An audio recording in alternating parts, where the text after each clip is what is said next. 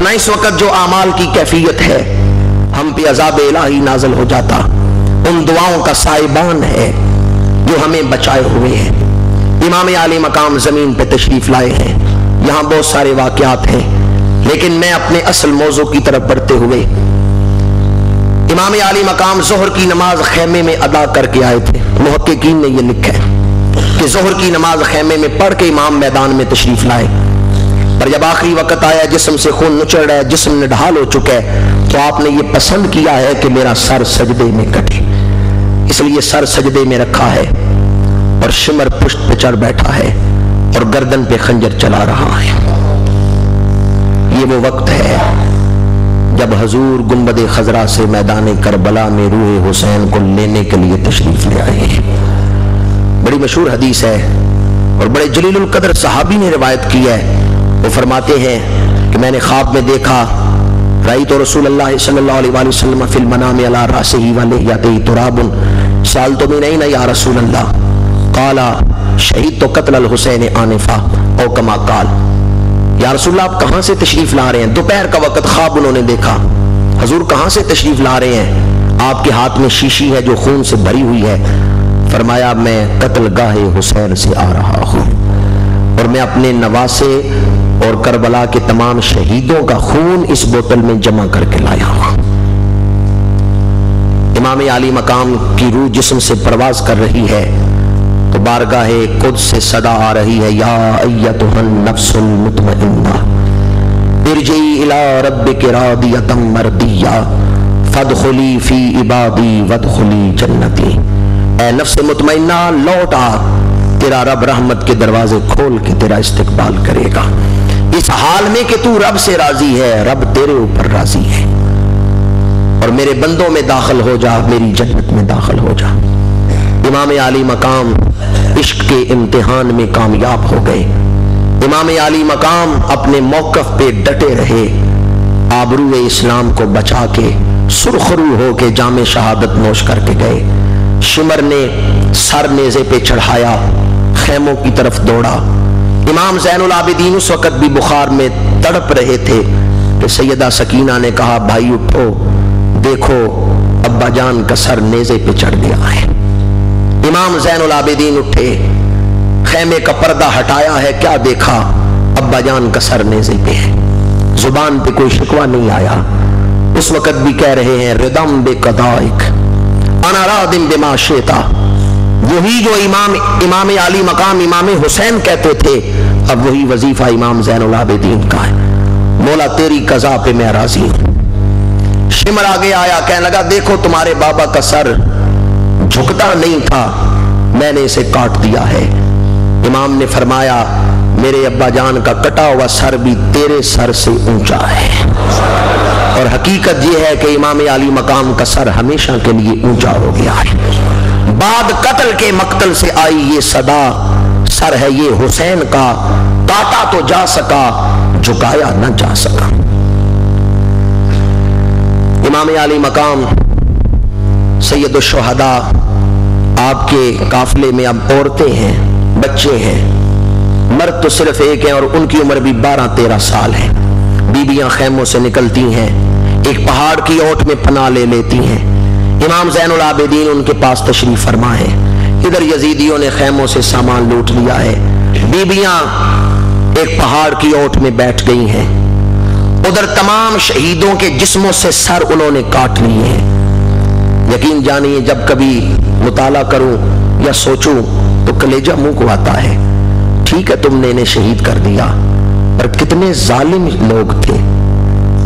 انہوں نے آخرت برباد کی، ظلم کیا، آل رسول کے خانوادے کے افراد کو شہید کیا. لیکن شہید کیا اس کے بعد اب یہ کتنا بڑا ظلم ہے کہ وہ شہیدوں کے جسموں سے سر بھی کاٹ رہے ہیں اور سر کاٹ کے نیزے کے اوپر چڑھا رہے ہیں. تمام شہیدوں کے سر 72 سر کاٹ لیے گئے. امام کا سر بھی شمر نے کاٹ لیا ہے. رات کا وقت آ گیا ہے اور یہ رات کوئی پوچھے حضرت زین العابدین سے کس طرح سفر میں بسر کی ہے. ادھر لاشیں بکھری ہوئی ہیں، ادھر پردے دار بیویاں ہیں، تنہا امام زین العابدین ہے۔ اس شام، اس رات کا دکھ اور آزمائش یہ امام زین العابدین جانتے ہیں، یا مخدومہ کائنات، سفیر حسینیت، مشیرہ حسین اور ہمشیرہ حسین سیدہ زینب جانتی ہیں کہ وہ رات کتنی کٹھن رات تھی۔ ادھر عورتوں کو تسلیاں دے رہی ہیں، ادھر لاشوں کے گرد پیرا دے رہی ہیں۔ 11ویں کی صبح آئی تو سیدہ زینب نے کہا، بیٹا زین العابدین اٹھو اور فجر کی اذان کہو۔ یزیدی یہ نہ کہیں کہ ہم نے حسینیوں سے دین چھین لیا ہے، سب کچھ لٹا کے بھی ہم نے اپنا دین نہیں دیا۔ فجر کی اذان کہہ رہے ہیں، کوئی نمازی تو نہیں آنے والا، پر اپنا فرض ادا کر رہے ہیں۔ فجر کی نماز پڑھ کے بیٹھے ہیں کہ یزیدی آ گئے ہیں، بابا جولاں کیا ہے، گرفتار کیا ہے۔ امام زین العابدین کے ہاتھوں کو مشقیں کسی ہیں، ہاتھ پیچھے کر کے باندھے ہیں۔ وہ نبی جو رحمت للعالمین تھے، جو جانوروں کے بچوں پر بھی رحم کرتے تھے، آج ان کے اپنے خانوادے کے ایک بطل حریت پر، ایک عظیم شہزادے پر کیسا وقت آیا ہے کہ یزیدی ان کے ہاتھ پیچھے باندھ رہے ہیں اور پھر ان کو اونٹ کی ننگی پشت پہ بٹھا رہے ہیں۔ زین العابدین بیٹھ گئے ہیں، پردے دار بیویوں کو بھی اونٹوں پہ بٹھا دیا گیا، لاشوں کے قریب نہیں دوبارہ جانے دیا گیا، لاشیں بے گور و کفن پڑی ہوئی ہیں اور قافلہ چلا دیا گیا ہے۔ مختلف مورخین نے لکھا ہے یہ وہ وقت تھا جب بیویاں اونٹوں پہ بیٹھی ہوئی لاشوں کی طرف دیکھتی ہیں تو ان کی آنکھوں سے اشکوں کے سیلاب نکلتے ہیں۔ حضرت سیدہ زینب نے اس وقت استغاثہ کیا ہے۔ حضرت سیدنا زین العابدین سید سجاد انہوں نے استغاثہ کی ہے، اور حضرت امام زین العابدین کا استغاثہ تو بڑا مشہور ہے۔ کربلا میں کھڑے ہیں اور منہ کرتے ہیں مدینہ منورہ کی طرف، یا رحمت للعالمین ادرک لزین العابدین۔ استغاثہ شروع کیا تو ہوا کو مخاطب کیا، ان نلت یا ریح الصبا یوما الى دار الحرم بلغ سلامی روضۃ فیہا النبی المعتصم یا رحمت للعالمین ادرک لزین العابدین انی محبوس فی ایدی الظالمین۔ اے جانوروں کے بچوں پہ رحم کرنے والے آقا، آئیں ذرا دیکھیں تو صحیح آج آپ کے بچوں کے ساتھ کیا سلوک ہو رہا ہے۔ اور پھر حضرت سیدہ زینب نے استغاثہ کیا، یا محمدا یا محمدا ھذا حسین بالعرا مسمن بالدماء مقطع الاعضاء یا محمدا، یا رسول اللہ کے دیکھیں تو صحیح آج آپ کا حسین خون کی سرخ چادر لے کے لیٹا ہوا ہے۔ حضور دیکھیں حسین نے آج خون کی سرخ چادر لی ہوئی ہے، اعضاء کٹے ہوئے ہیں۔ یا رسول اللہ جس گردن کو آپ چوما کرتے تھے دین کی خاطر آج وہ گردن کٹ گئی ہے۔ سیدہ زینب استغاثہ کرتی ہیں اور ادھر سے صبر کی دعائیں اور صبر کی توجہات آپ کے دل کو تسکین پہنچا رہی ہیں۔ سادات کا یہ قافلہ، کیا کیا خیال ذہن میں آتے ہیں اگر عزیزوں کی لاشیں جنگل میں چھوڑ کے آدمی نکلے تو؟ درندے آ کے نقصان نہ پہنچائیں، پرندے آ کے ان لاشوں کو نقصان نہ پہنچائیں۔ یزیدیوں نے دفنایا نہیں آل رسول کے ان شہیدوں کو، لاشوں کو یوں ہی چھوڑ کے سر کاٹ کے چل پڑے۔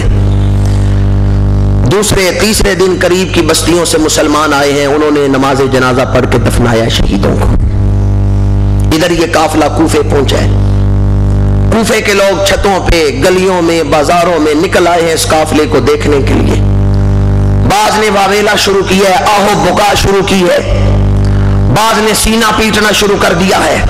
امام زین العابدین بیمار تھے لیکن اونٹ کی پشت پہ کھڑے ہو گئے اور کھڑے ہو کے کہتے ہیں کوفیوں ٹھہر جاؤ، تم آہو بکا نہ کرو، تم یہ سینہ خوبی نہ کرو، پہلے میرے ایک سوال کا جواب تو دو، مجھے یہ تو بتاؤ کہ ہمیں خط لکھ کے بلایا کس نے ہے؟ ہم آ گئے تو اپنے خطوں سے مکرا کون ہے؟ پانی کس نے بند کی ہے؟ اور ہمارے شہیدوں پہ لاشیں کس نے، ہمارے شہیدوں پہ تلواریں کس نے چلائیں؟ تم نے خط لکھا، ہم آئے تو تم مکر گئے، پھر تم نے ہی پانی بند کیا، پھر تم نے ہی تلواریں چلائی، خود ہی قتل کر کے اب خود ہی پیٹ رہے، خود ہی قتل کر کے اب خود ہی آہو بکا کر رہے ہو۔ حضرت امام زین العابدین نے خطبہ دیا ہے، فرمایا خود ہی بلا کے اپنے مہمانوں کو قتل کر کے اب خود ہی ان پر آہو بکا کر رہے، دیواریں پھٹ رہی ہیں۔ حضرت امام زین العابدین کا خطبہ سن کے سیدہ زینب کی گود میں جناب سکینہ، چھت سے ایک عورت نے کھجوریں پھینکی اور کہنے لگی ہاذہی صدقۃ، یہ صدقہ ہے۔ وہ سیدہ سکینہ کی گود میں آ گئی، جناب زینب نے فوراً کھجوریں اٹھائیں اور واپس چھت کی طرف اچھال دیں، فرمایا ہم آل رسول ہیں، بھوکے رہ لیں گے، صدقہ نہیں کھائیں گے۔ واہ سیدہ زینب، آپ کی جرت و استقامت کو سلام ہو۔ آپ نے وہ صدقے کی کھجوریں فوراً سیدہ سکینہ کی گود سے اٹھا لیں اور واپس اس عورت کی طرف پھینک دی، فرمایا تجھے نہیں پتا ہم آل رسول ہیں، ہم بھوکھی رہ لیں گے لیکن صدقے کی کھجوریں نہیں کھائیں گے۔ آل رسول اس وقت بھی دین کی آبرو کو سنبھالے ہوئے، حسینیت سے جو اپنا شعور پا کے چلے، سفیر بن کے وہ تہذیب مصطفیٰ کے چلے، حسینیت سے جو اپنا شعور پا کے چلے، سفیر بن کے وہ تہذیب مصطفیٰ کے چلے۔ کوفے کا دربار، عبید اللہ ابن زیاد گورنر، کھانا کھا رہے کہ امام کا سر لایا گیا ہے ایک تھالی میں تشت میں رکھ کے، ہے بڑا بدبخت، ہے بہت بڑا گستاخ، ہے شقی ازلی، لیکن اس نے ایک جملہ ایسا کہا ہے، اللہ کی شان ہے نا، دشمنوں سے بھی اپنے پیاروں کی تعریفیں کروا دیتا ہے۔ جب عبید اللہ ابن زیاد نے امام حسین کا کٹا ہوا سر دیکھا اور امام علی مقام کا چہرہ دیکھا، یہ سیاستہ کی روایات میں ہے، گورنر کوفہ عبید اللہ ابن زیاد نے امام حسین کا چہرہ دیکھا تو کہنے لگا واللہ ایسا حسین شخص تو آج تک میں نے دیکھا ہی نہیں، کہ شہادت کے بعد بھی جس کے چہرے پہ اتنا حسن ہے۔ عام طور پہ رگوں سے خون نکل جائے نا تو حسن ختم ہو جاتا ہے، اور بالخصوص جب سر کاٹ دیا جائے تو پھر چہرے میں کیا سرخی رہ جائے گی، کیا حسن رہ جائے گا۔ پر عبید اللہ ابن زیاد کہنے لگا اللہ کی قسم ایسا حسین تو آج تک میں نے دیکھا ہی نہیں، جب امام کا سر دیکھا ہے۔ بعد میں اس نے بے ادبی اور گستاخی بھی کی ہے، کوفے کی جامعہ مسجد میں اجتماع کیا ہے اور امام علی مقام کی بے ادبی کرتے ہوئے کہنے لگا معاذ اللہ ثم معاذ اللہ، صرف آل رسول کی ایک عظمت آپ تک پہنچانے چاہتا ہوں تو اس بدبخت کا خطبے کا ایک لفظ آپ تک پہنچا رہا ہوں۔ کہنے لگا حسین نے جھوٹ بولا ہے کہ یزید حق پہ نہیں، حسین جھوٹا تھا۔ ایک صحابی اس محفل میں تھے، نبی نے تھے، وہ کھڑے ہو گئے، کھڑے ہو کہنے لگے او گورنر کوفہ تو جھوٹا ہے، تیرا باپ جھوٹا ہے، تیرا خاندان جھوٹا ہے، حسین سچا ہے، حسین کا باپ سچا ہے، حسین کا نانا سچا ہے، حسین کا خاندان سچا ہے۔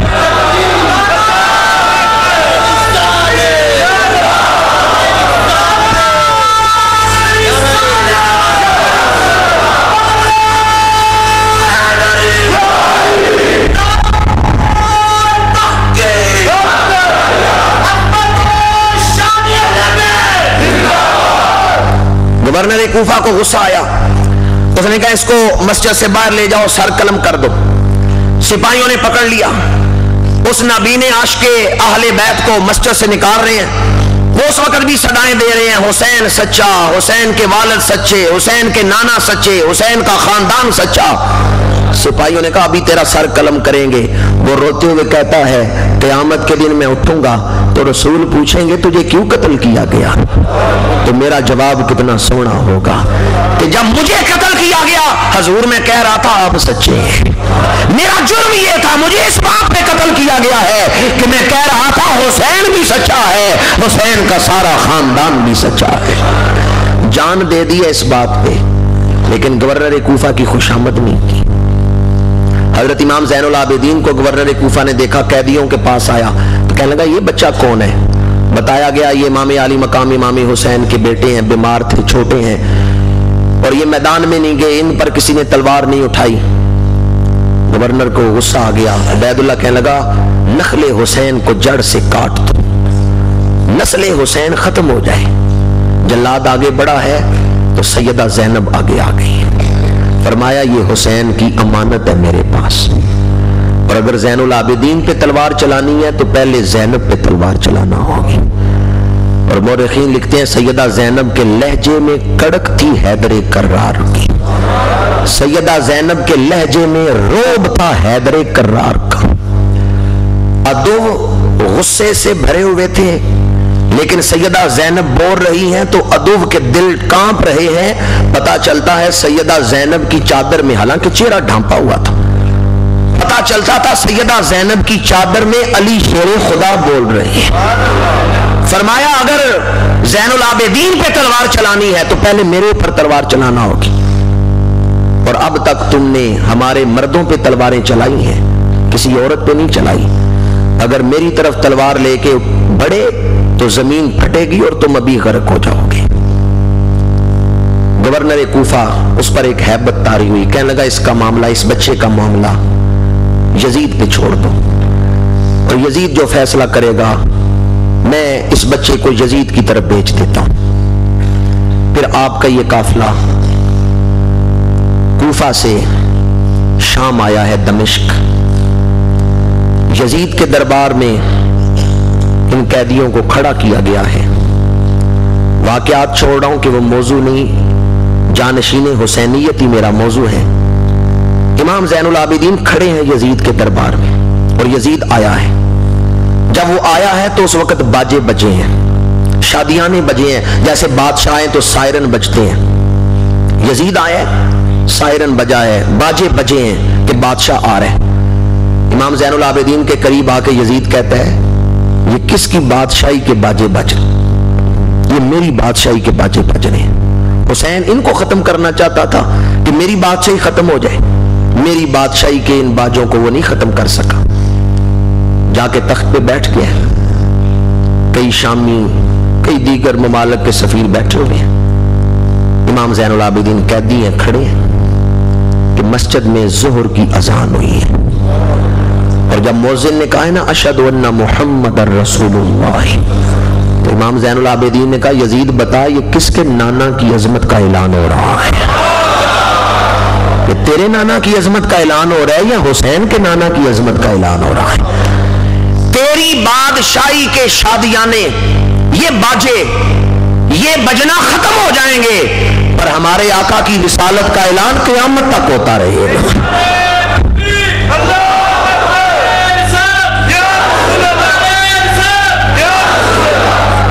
یزید جس دن مرا ہے نا اس کی بادشاہی ختم ہو گئی ہے، مرا تو بادشاہی ختم، پر امام علی مقام شہید ہوئے ہیں کہ آپ کی بادشاہی ختم ہو گئی، یہ اصل بادشاہی ہے۔ یزید تخت سے اترا ہے، مرا ہے، بادشاہی ختم، پر امام علی مقام آج بھی بادشاہ ہے، روحانیت کے تاجدار ہیں، بلکہ آنے والے جو وقت آگے آ رہا ہے امام کی بادشاہی بڑھتی جائے گی۔ ایک وقت آئے گا جب ان الحسن والحسین سیدہ شباب اہل الجنہ۔ حضرت زین العابدین نے فرمایا تیری بادشاہی کے یہ باجے ختم ہو جائیں گے، ہمارے آقا امام الانبیاء صلی اللہ علیہ وآلہ وسلم کی نبوت کا اعلان قیامت تک مسجد کے میناروں سے ہوتا رہے گا۔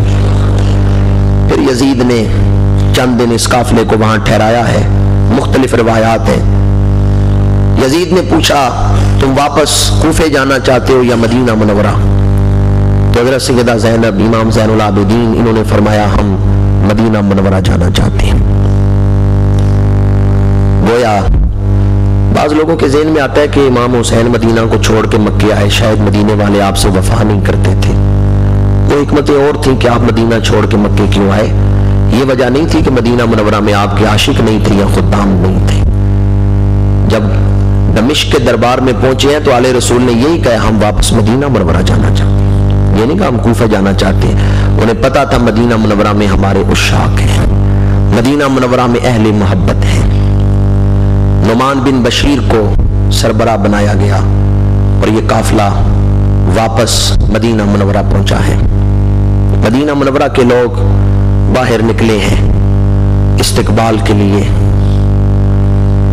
اور مدینہ منورہ میں کوہرام بپا ہے۔ خبر پہلے پہنچ گئی تھی کہ امام علی مقام شہید ہو چکے ہیں، اور ادھر امام زین العابدین، سیدہ زینب اپنے اس قافلے کو لے کے جب مدینہ منورہ کی حدود میں داخل ہوتی ہیں، کھجوروں کو دیکھتے ہیں تو جذبات کا ایک عجیب عالم ہے جسے لفظوں میں بیان نہیں کیا جا سکتا۔ ادھر اہل مدینہ دوڑتے ہیں، ادھر سے قافلے کے افراد آ رہے ہیں۔ کوئی حضرت امام زین العابدین کے قدموں میں گرتا ہے، کوئی عورت سیدہ زینب سے پوچھ رہی ہے وہ علی اصغر کہاں ہے، وہ علی اکبر کہاں ہے، قاسم مجتبیٰ کہاں ہے۔ سیدہ زینب بھی کچھ نہیں بول رہی، جناب زین العابدین نہیں بول رہے، کوئی پانی لا کے دیتا ہے پیئے، وہ بول نہیں رہے۔ کیا سبب ہے کہ آپ کوئی جواب نہیں دے رہے؟ فرمایا پہلے ہم حضور کے دربار میں جائیں گے، پہلے نانا جان کی خدمت میں داستان سنائیں گے کہ کن حالات سے ہم گزرے ہیں، اہل مدینہ پھر ہم تمہیں بتائیں گے۔ یہ قافلہ جب حضور کی بارگاہ میں پہنچا ہوگا کیا کیفیت ہوگی۔ مولانا جامی کے بارے میں آپ نے سنا ہوگا، حضور نے انہیں روک دیا تھا جامی نہ آؤ، کہ تم آؤ تو تمہارے سینے میں جو عشق ہے اس کا تقاضا ہے کہ میں مزار سے باہر نکل کے ملوں۔ میں سوچتا ہوں مولانا عبد الرحمن جامی کے سینے میں بڑی تڑپ اور عشق تھا، کوئی اندازہ کر سکتا ہے حضرت امام زین العابدین کے سینے میں کتنی تڑپ تھی؟ امام زین العابدین کے سینے میں اس وقت کتنا عشق تھا اور کتنی تڑپ تھی اور کتنے درد تھے۔ اور پھر امام زین العابدین جب حضور کے مزار سے لپٹے ہیں تو غش کھا گئے، اور پھر آپ پر پانی چھڑکا جاتا ہے تو آپ کو ہوش آتا ہے۔ سب سے پہلے انہوں نے حضور کے دربار میں آ کے امام عالی مقام کا سلام عرض کیا اور قافلے کی رودات بیان کی۔ پھر مدینہ منورہ میں قیام فرمایا ہے۔